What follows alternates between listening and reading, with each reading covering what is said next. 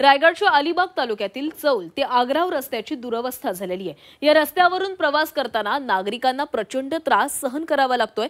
शाळकरी मुलं आणि महिला सायकल चालवताना या रस्त्यातील खड्ड्यामध्ये पडून जखमी झालेले आहेत। तर वर्षभरापूर्वी या रस्त्याच्या दुरुस्तीच्या कामाला मंजुरी दिली असूनही अद्याप या रस्त्याचं काम सुरू केलं नाहीये। त्यामुळे लवकरात लवकर या रस्त्याची दुरुस्ती करावी अशी मागणी करण्यात आलेली आहे। शाळेत येणारी जाणारी मुलं सायकलवरनं जातात, बरेच जण तिथे पडतात।